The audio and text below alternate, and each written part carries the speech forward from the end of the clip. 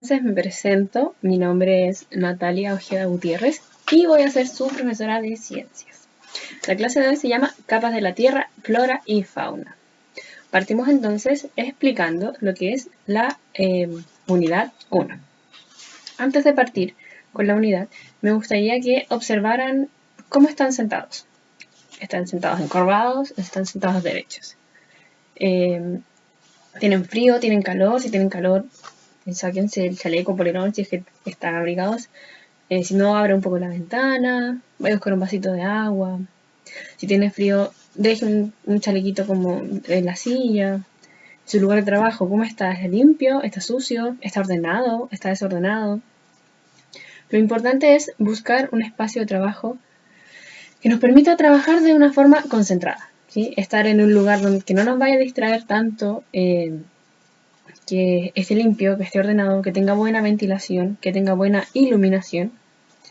Tener un vasito de agua para refrescarnos, para oxigenar nuestro cerebro. Y para comenzar con las clases, primero les quiero comentar un poco la importancia de tener un pensamiento divergente, un pensamiento que nos permita ver la realidad de una manera distinta. En ciencia necesitamos analizar siempre variables y cosas que van ocurriendo. Entonces lo importante es observar la realidad de una forma crítica, ¿sí? Cuestionarnos. Otra cosa importante antes de comenzar con las clases es tener paciencia.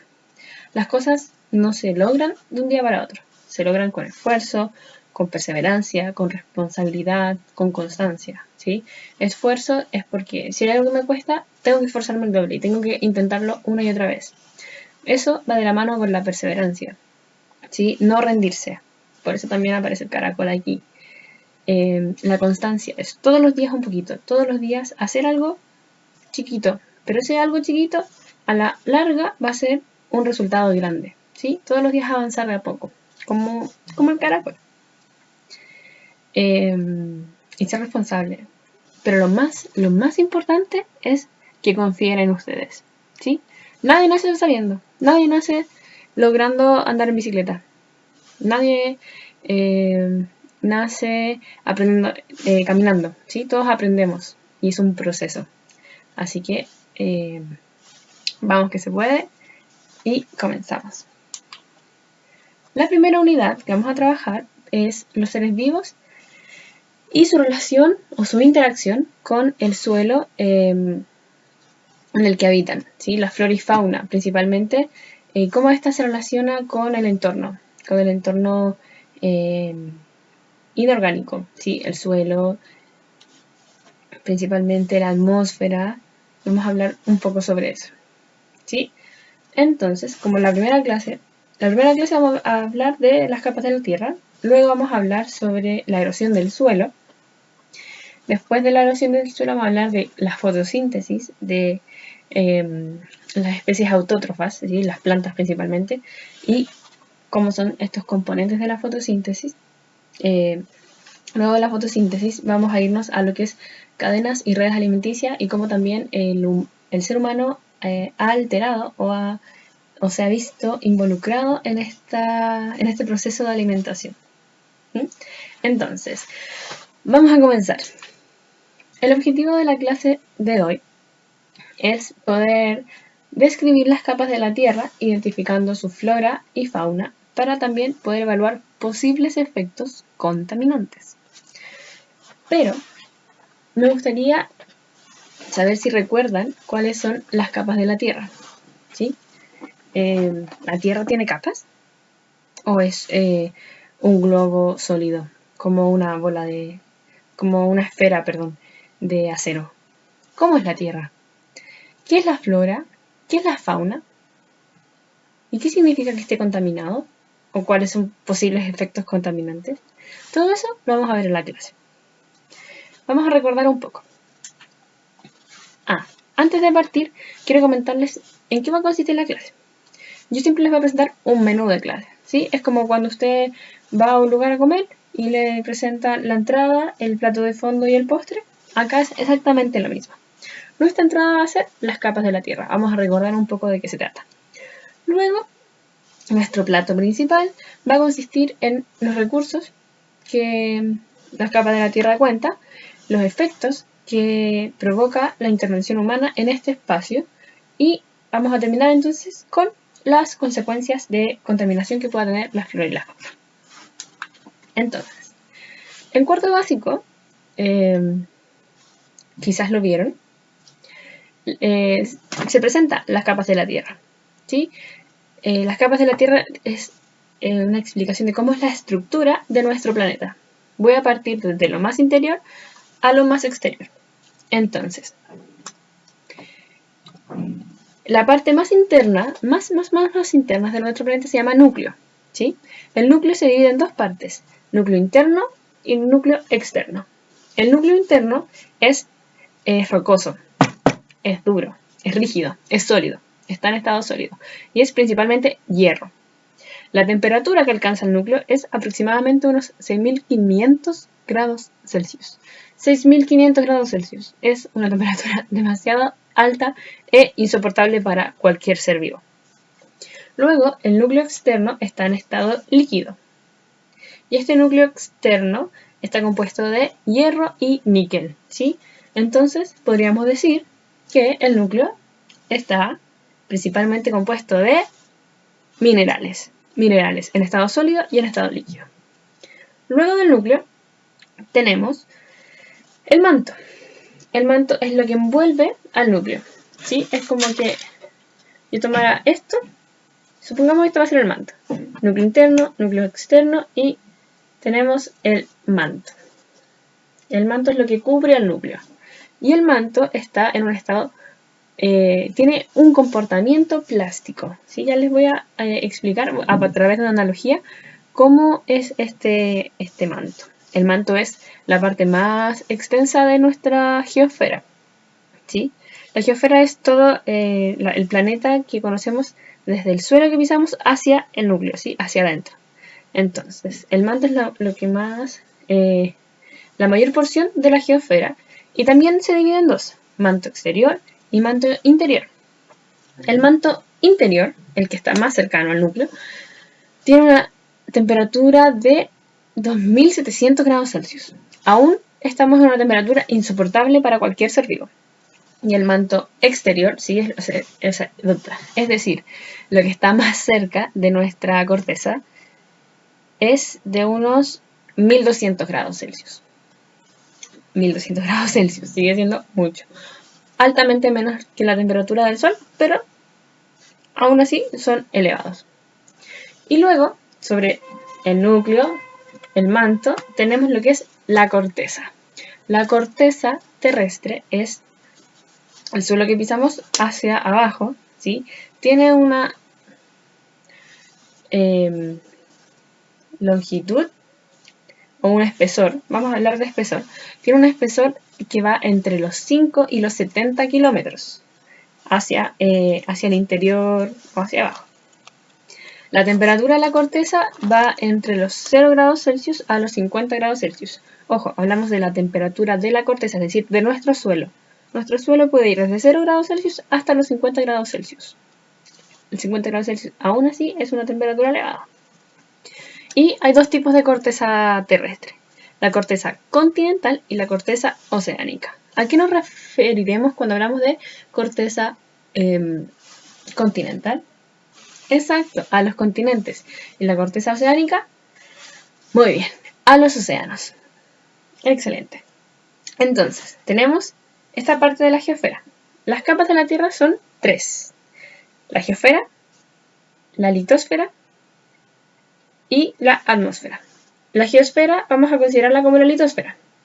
Tenemos entonces litosfera, hidrosfera, atmósfera. ¿Sí? Tres capas de la Tierra. Recuerden, vamos a hacer esto que les acabo de presentar. Esto que aparece acá se llama litosfera. ¿Sí? Como la parte en general, como del nombre. Entonces, luego de este recordatorio, vamos a ver la siguiente capa A. Vamos a ver primero la analogía. Tengo dos frutas acá, dos alimentos. Un durazno y una palta, cortados de forma transversal. Si pensamos que esto esto va a representar lo anterior, ¿sí? La representación de la litosfera la vamos a representar con estos alimentos. El núcleo, ¿cuál vendría siendo? Muy bien, el cuesco del durazno, el cuesco de la palta. El manto, ¿qué parte vendría siendo? Muy bien, lo que se come, la parte frutal, ¿sí? Lo amarillo del damasco o lo verde de la palta. La corteza, ¿qué podría ser? Perfecto, muy bien, la cáscara de ambos alimentos. Más o menos, esta es una relación de nuestra litosfera con la Tierra. Entonces, luego de entender que la litosfera es el suelo que pisamos hacia su interior, luego de eso, sobre la litosfera tenemos la hidrosfera. La hidrosfera, ¿qué podría ser? Si viene de hidroesfera. Está dividido en dos palabras. Hidroesfera, ¿qué podría ser? Muy bien. Todo lo que está compuesto por mares, ríos, lagos, etc. Hidro es agua y esfera es, como dice el cuerpo geométrico, es una esfera, un cuerpo redondo. Entonces, es un cuerpo redondo que está compuesto de agua, es decir, todo lo que nos rodea, los mares, los océanos, etc. Y luego tenemos la litosfera, la hidrosfera, tenemos la atmósfera. La atmósfera es todo el aire hacia arriba, desde que está sobre la hidrosfera, es decir, sobre la capa de agua o sobre nuestra litosfera, o sobre la biosfera, podríamos llamarla también, como aparece aquí en la imagen. La biosfera es todo lo que conlleva vida, ¿sí? Bio significa vida, entonces todo lo que está envuelto en este planeta que conlleva vida. Entonces, sobre la biosfera tenemos la atmósfera. Son aproximadamente unas 5 capas. Sí, 5 capas de gases y elementos importantes. Entonces, vamos a continuar. Lo importante aquí es ir principalmente tomando apuntes. Recuerden siempre tomar apuntes. Y recuerden que pueden pausar el video. Si algo no les queda claro, pueden retrocederlo. ¿Sí? Lo importante es que vayan entendiendo paso a paso. Vamos a ver esto en profundidad. Entonces, ya hablamos de la litosfera, ¿sí? Las capas de la Tierra, las capas de la geosfera. Ahora vamos a hablar de la hidrosfera. La hidrosfera es todo aquí que está compuesta de agua, ¿sí? El agua es, principalmente el agua de nuestro planeta es 97% agua salada y solo un 3% agua dulce. El agua salada la podemos encontrar en los mares y en los océanos. Los mares son todas aquellas masas de agua que están cercanas a las costas de cualquier continente, cualquier país. Y los océanos es las profundidades, algo que está lejano a los continentes. Es la porción de agua que es solo agua en el planeta. ¿Sí? Del 3% que hay de agua dulce en nuestro planeta, la mayor como reserva de agua dulce son los glaciares, los polos, la Antártica, la Antártida. ¿Sí? Y el resto son ríos y lagos, principalmente agua de forma superficial. Y hablamos de la litosfera. Hablamos de la hidrosfera recién, que es toda la masa de agua que nos rodea y que rodea nuestro planeta, que está compuesta de ríos, lagos, glaciares y océanos. Y tenemos la atmósfera, ¿sí? Geosfera, hidrosfera, atmósfera. La atmósfera es el aire que ya sale desde nuestra Tierra hacia el espacio. Toda esa porción, todo ese tramo, desde que un cohete, por ejemplo, despega del suelo hasta llegar al espacio, todo eso es la atmósfera. Y está compuesta por 5, o se subdivide en 5 partes. Vamos a partir desde abajo hacia arriba. Entonces vamos a hablar de la troposfera.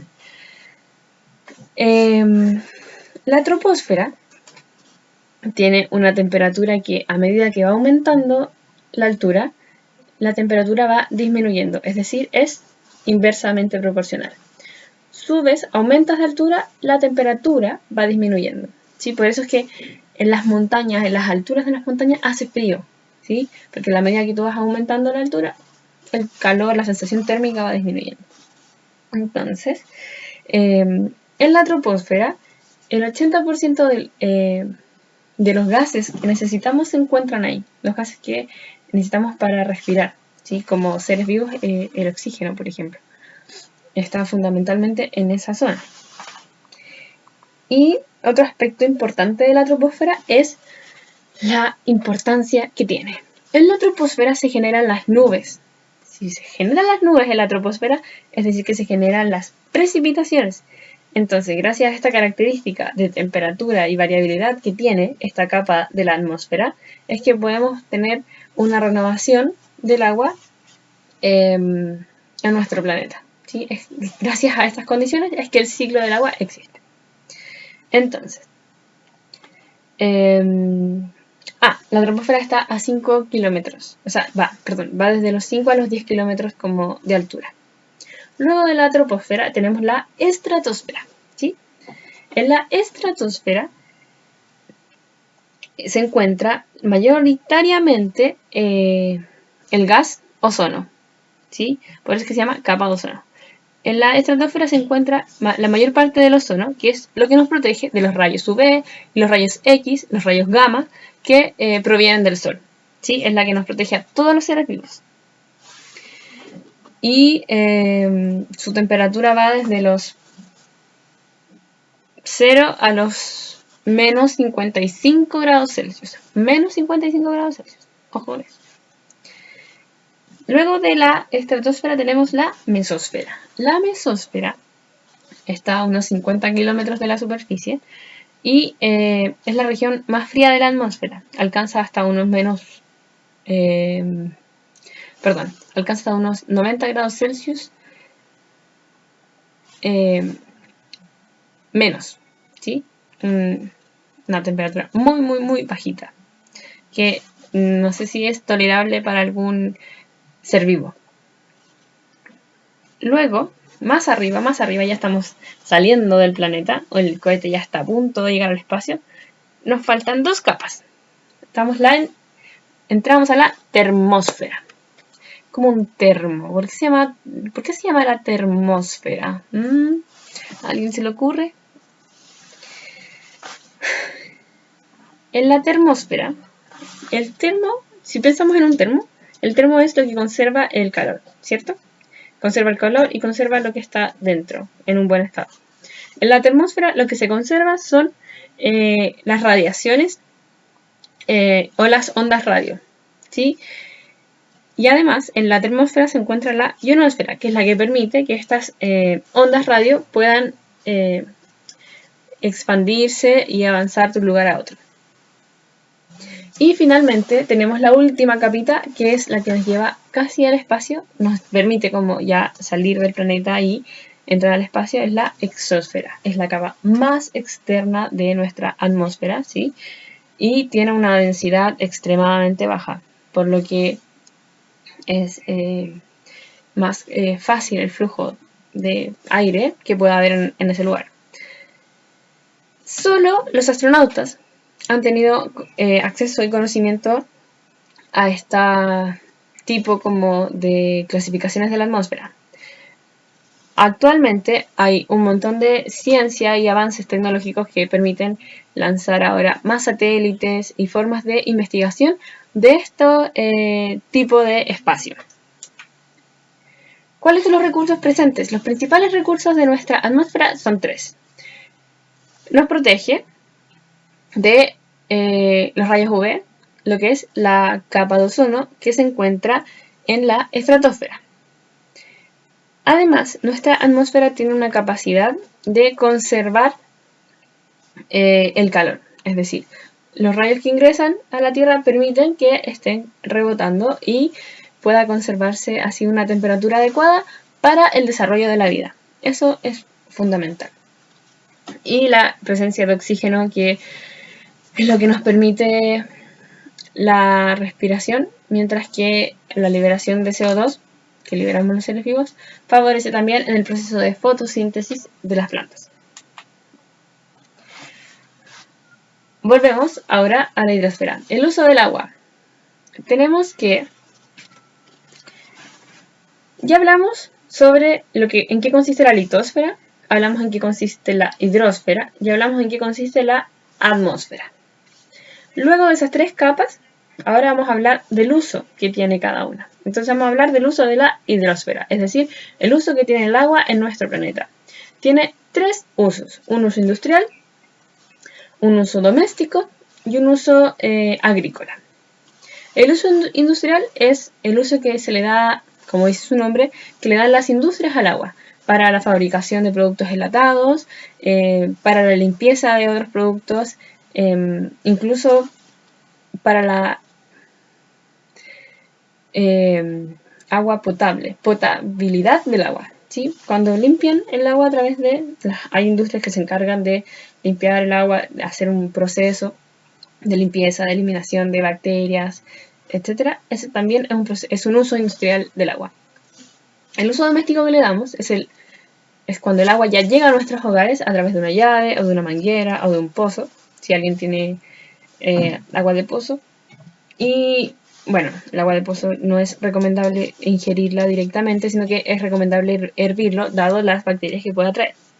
Pero en general el uso doméstico que le damos al agua es para cocinar, para limpiar alimentos, para bañarnos, para lavarnos los dientes, si alguien tiene una mascota, para limpiar a la mascota, para regar nuestras plantas que tengamos en nuestros hogares, etc. Y ya el uso agrícola es un uso como ya más amplio, no es solo regar una plantita de una maceta, sino que es generar...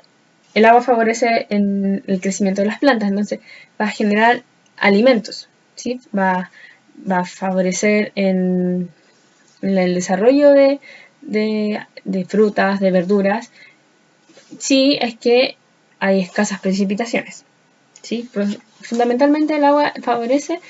El uso del agua en parte agrícola es cuando, sobre todo cuando hay bajas precipitaciones debido al calentamiento global. Ya vamos a hablar de eso. La litosfera. La litosfera, nuestro suelo. Nuestro suelo tiene tres aspectos o usos que le damos. Tenemos los recursos alimenticios, como ya les había comentado, el agua favorece en esto. Tenemos el desarrollo el uso del carbón y el petróleo que podamos extraer del suelo para generar energía. Y las rocas y metales favorecen también en la elaboración de distintos productos. ¿Sí? Por ejemplo, las antiguas civilizaciones, los mayas, los aztecas usaban los minerales, los metales para fabricar joyería, para fabricar armas, etc. Tres usos: desarrollo de alimentos, energía y desarrollo de herramientas o artesanía, etc. Vimos el uso del agua, el uso de la litosfera. Ahora vamos a ver las alteraciones de cada una. Voy a partir por las alteraciones de la atmósfera. Hay algo llamado lluvia ácida. La lluvia ácida se produce por la liberación de combustibles fósiles, ¿sí? Gases que alteran nuestro aire, producto también, por ejemplo, de la gente que quema leña. Por eso es que está prohibido quemar leña, o cuando en invierno dicen que hay alerta ambiental, es porque hay un montón de gases y elementos contaminantes, ¿sí? Que cuando estamos en invierno hay una alta humedad en el aire, ¿sí? Lo que se forma ácido nítrico y ácido sulfúrico. Y cuando esto se relaciona con la lluvia, se junta, es decir, están estos gases en el aire y hay lluvia, esta lluvia cae no solamente en forma de agua, sino que también puede caer en forma de nieve, ¿sí? Y estos gases que van con el agua pueden alterar y afectar a la flora y la fauna de distintas zonas silvestres, ¿sí? O zonas cordilleranas, o los distintos ecosistemas en general. Entonces, pensemos, tenemos esta lluvia ácida, ¿sí? Que es lluvia con gases y minerales que son contaminantes para el entorno. ¿Qué podemos hacer para evitarla? ¿Qué podemos hacer para prevenirla? ¿Sí? Fundamentalmente estos gases son liberados por los autos, por las industrias. ¿Cómo podemos reducirlo? ¿Cómo desde nuestro pequeño espacio, como niños, como niñas, podemos ayudar en esto de la contaminación ambiental del aire? Pensemos un poquito. ¿Cómo lo podemos lograr?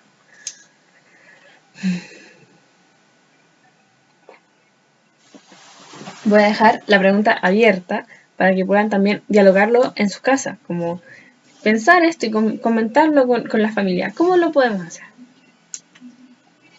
Seguimos. Otro efecto como consecuencia de nuestra atmósfera es el efecto invernadero. El efecto invernadero consiste en: entra el sol a la atmósfera y una parte de la radiación traspasa a la atmósfera, ¿sí? Y esta es absorbida por los continentes y los océanos. Dentro de lo que ingresa, un gran porcentaje de esto es reflejado, es decir, se refleja al espacio por el agua, ¿sí? Por el agua, la tierra, etc. Y esto genera que la superficie terrestre esté aumentando su temperatura y se transmita una radiación infrarroja. Esta radiación infrarroja aumenta los gases y genera un efecto de absorción de esta luz infrarroja y genera que este rebote de radiación aumente la temperatura, y al aumentar la temperatura genera cambios en la Tierra, en los continentes, en los ecosistemas, diversos ecosistemas acuáticos, ecosistemas terrestres. Por ejemplo, el derretimiento de los glaciares, cómo afecta a las especies que viven ahí, los pingüinos, los osos polares, etc. El aumento de la temperatura en los ríos, hay peces que toleran hasta una cierta temperatura. Entonces, ¿cómo este efecto invernadero, es decir, este efecto de calentamiento, como en una capa, altera la vida de las especies? ¿Por qué se llama efecto invernadero? Muy bien, porque es lo mismo que se produce en un invernadero. Un invernadero es un lugar que está cubierto por... Generalmente los invernaderos artesanales están cubiertos como por un plástico, ¿sí? Que permite que el calor se concentre ahí constantemente y no salga. Solo se produzca calor debido a la luz que hay al exterior, pero ese calor no sale, ¿sí? No hay como un flujo, sino que se mantiene ahí. Entonces, al mantenerse ahí, genera un aumento de la temperatura. Sigamos. Llegamos a la hidrosfera. Vimos la alteración de la atmósfera. Un ejemplo, la lluvia ácida. Una alteración de la atmósfera también es el efecto invernadero. En la hidrosfera vamos a ver qué son las aguas contaminadas. Y como por ejemplo acá. Hay tres tipos de consecuencias de la hidrosfera. Las consecuencias biológicas, hay consecuencias químicas y hay consecuencias físicas. Las consecuencias biológicas son desechos orgánicos que se liberan en mataderos o industrias o llamadas aguas servidas, que son vertidas en mares, en ríos, y estos estancan el flujo del agua y, bueno, hay mal olor, etc. Un ejemplo muy concreto de esto es lo que pasó en el verano en la Reserva Nacional de las Siete Tazas. De tanto que la gente dejó sus desechos ahí, se estancó el agua y ahora no se puede, primero no se puede entrar al lugar, y segundo, antes la gente iba a pasar el verano ahí, de repente a acampar, ya no se puede porque no hay agua, porque el agua está estancada, producto de estos desechos biológicos que han contaminado principalmente el agua. Hay un olor, pero de verdad muy, muy, muy malo. Otra forma de contaminar el agua son los desechos químicos. Los productos químicos como metales pesados, detergentes, gases, que generalmente se generan a partir de la actividad industrial y minera, contaminan el agua y producen que se altere. Hay una acumulación de productos tóxicos que genera que el agua no pueda ser potable y pueda también como traspasar la alimentación de otros seres vivos que se alimenten de agua. Por ejemplo, los flamencos. Los flamencos consumen mucha agua y esto puede alterar también, estos contaminantes químicos pueden alterar un poco la vida de estos animales. Y finalmente los cambios físicos son lo que les decía, como los desechos alteran propiamente tal los componentes del agua, disminuyen el oxígeno debido como a la presencia de estos elementos, el agua se vuelve más turbia, cambia el color, cambia el olor, si ya no es un olor como neutro, sino que ya es un olor como más fuerte, ¿sí? Como más apestoso, digámoslo, más apestoso. ¿Qué viene ahora? A ver, ¿qué viene ahora? Las consecuencias. Estábamos hablando de posibles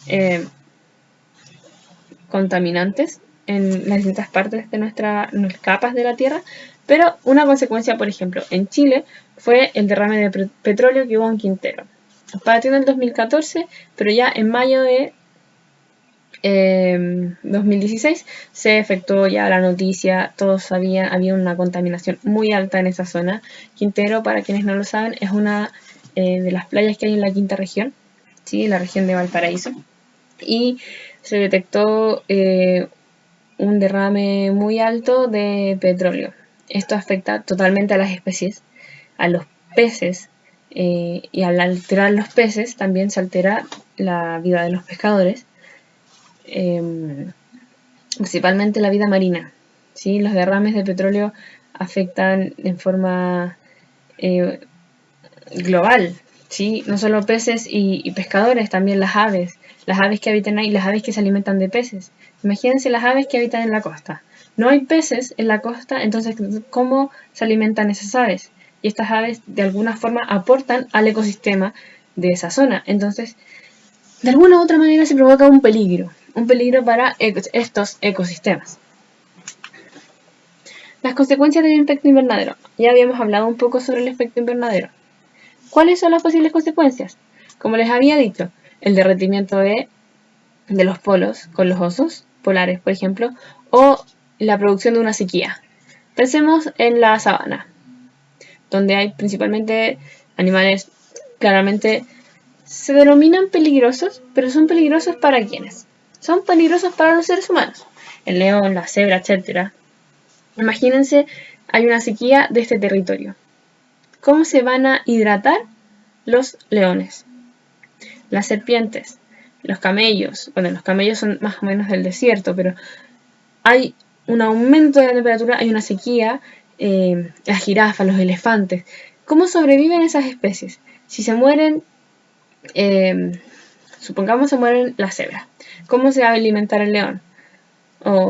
Y así, es todo una cadena, un pequeño gesto negativo en nuestras capas de la Tierra, en nuestro territorio, o sea, en el territorio en el que vivimos, o en los ambientes, genera un efecto dominó de una u otra especie. Y con esto me gustaría reflexionar de la importancia de cuidar no solo el agua, sino que en general los espacios, los ambientes exteriores, ¿sí? Los parques, las plazas, cuando viajamos al sur o al norte o a otro país, los desechos van en la basura, reducir la cantidad de desechos posibles, evitar tirar cualquier cosa contaminante. Lo mejor que usted puede hacer desde su casa es que el agua de la cañería, ¿sí?, no le caiga aceite. No deje que la mamá derrame aceite en la cañería, porque el aceite altera.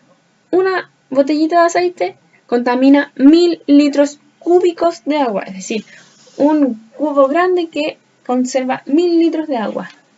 Contamina una botellita de aceite, contamina toda esa cantidad de agua. Y toda esa cantidad de agua contaminada va a parar a las vertientes, va a parar a los desechos. Y esto altera de una u otra forma. Entonces, lo principal es hacer pequeños gestos, pequeños cambios que puedan favorecer en el cuidado del planeta. Entonces, vamos a hacer la síntesis ahora. Tenemos las capas de la Tierra. La geosfera o litosfera, ¿sí? La litosfera está compuesta de un núcleo, un manto y una corteza. Una corteza continental y una corteza oceánica. Dentro de todo esto tenemos la hidrosfera, ¿sí? Litosfera, hidrosfera. La hidrosfera son capas grandes de agua, que estaban en ríos, en lagos, en océanos, en glaciares, etc. Aguas subterráneas también. Luego de la hidrosfera tenemos la atmósfera. La atmósfera que está compuesta por 5 capas, ¿sí? Principalmente es una capa de aire que nos rodea, ¿sí? Que nos cubre como planeta. La atmósfera es la parte media entre nuestro planeta Tierra, el suelo que tocamos, y el espacio, ¿sí? El espacio exterior y desconocido para nosotros. Desconocido de forma presencial, ¿sí? Pero hemos visto videos, películas, etcétera, del espacio. Y respecto a la atmósfera, aquí yo les dejé una no tan pequeña imagen sobre las características de cada una de sus capas. Un truco muy importante que me enseñó una vez un querido amigo, Pablo Menichetti, si lo quieren buscar, es hacer relaciones con objetos conocidos. Por ejemplo, troposfera me suena a un topo, estratosfera me suena a una estrella, mesósfera me suena a una mesa, termósfera me suena a un termómetro y la exósfera me suena a algo exótico.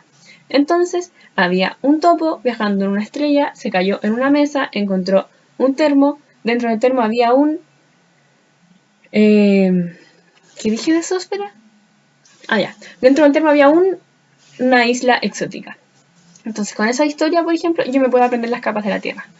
Por ejemplo, topo, troposfera, estrella, estratosfera, mesa, mesósfera, termo, termósfera y exótico, exósfera. Ahí tengo las 5 capas de la Tierra en orden desde la corteza hacia el espacio, ¿sí?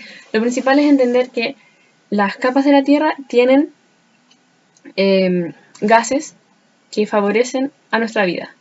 La troposfera conserva mayoritariamente el oxígeno y las condiciones de vida para que haya agua en nuestro ciclo de agua, agua dentro del ciclo del agua, pero agua dentro de nuestro planeta. Permite las precipitaciones, la existencia de nubes, etc. En la mesósfera se encuentra mayoritariamente las condiciones para que luego en la estratosfera pueda existir la capa de ozono, ¿sí? Espero que les haya gustado la clase.